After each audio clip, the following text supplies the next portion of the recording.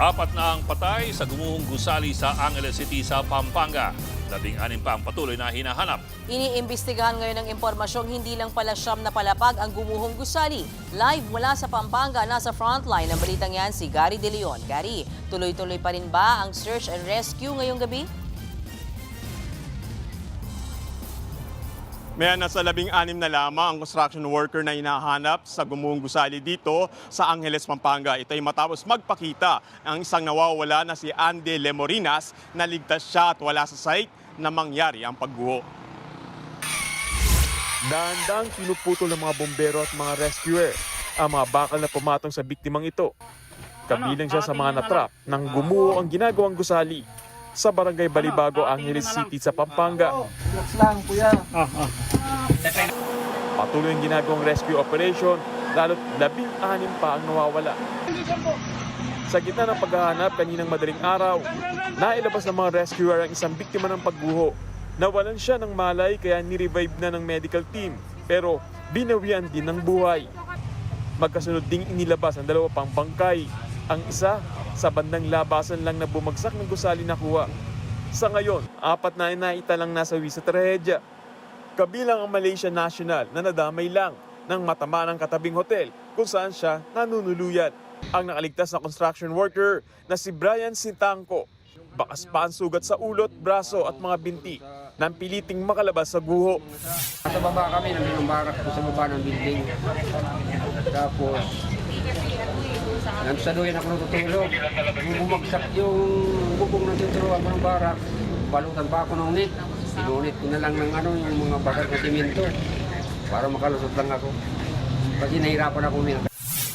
Sa ngayon, gumagamit na ng life detector machine ang mga rescuer para makita kung may senyalis ng buhay sa guho. Pero ang mga kaanak ng mga natrap na panghihinaan na ng loob sa bagal daw ng pag-rescue. Siguro wala nang buhay. 24 hours na sila dyan. Hindi pa kumakain. Kahit siguro tubig, wala.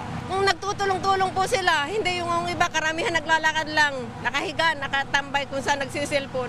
Siguro po mapapabilis yung kilos na makapag-rescue sila ng buhay doon. May paliwanag naman dyan ng LGU.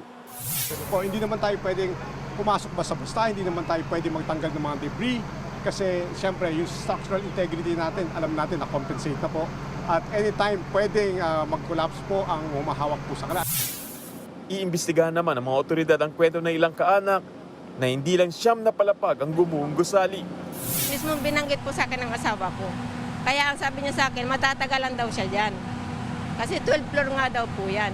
Ang ginagawa niya daw ngayon, nasa 9 floor na daw po siya. Yun po sa design nila, sa yung chinek po namin, no, kasi ang permit po nila lumabas siya 2023. Wala naman po nakasaad na swimming pool.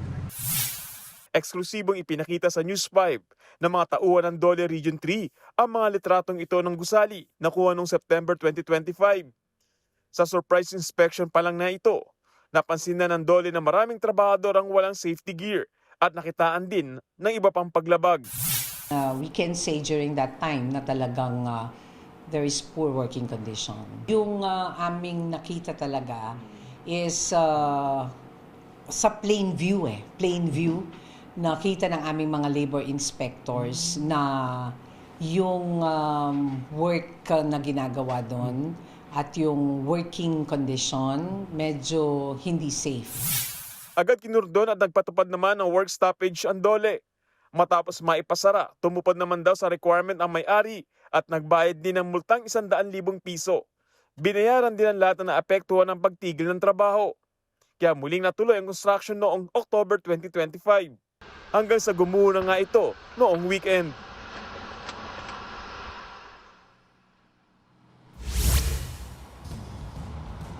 Ngayong gabi mayan, nakakita na naman ng sign of life ang Bureau of Protection mula sa site nga ng pagguho. Gamit ang thermal scanning at iba pang life detection system, nakita raw ito sa Sector 1 sa mismong pundasyon bahagi ng tinatayong hotel dito sa lugar. May heartbeat o tibok ng puso pa raw na na-detect roon Kaya dahil dito, mananatiling search and rescue ang ginagawang operasyon ng mga otoridad sa ngayon.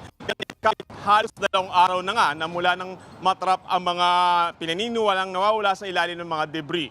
Ang problema, sakaling umulan ay mapipilitan daw silang suspindihin muna ang paghahanap sa mga nawawala. Kaso dito, nilinaw ng BFP na wala pang pagkakakinlanlan ang 4 na kumpirmadong nasawi sa insidente. Nahirapan daw kasi silang makilala ito nang makuha nila mula sa mga guho. Bokmean, padagdag na detalye, mula naman sa BFP, sinabing terminated ng rescue operation nila ngayong 8:27 ng gabi.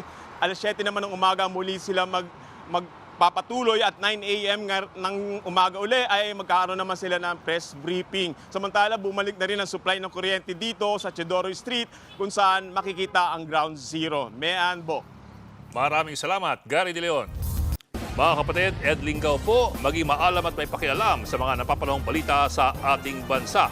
Para sa mas malilimang pagtalakay at paghimay sa mga issue at headlines, mag-follow at mag-subscribe sa social media pages ng News 5.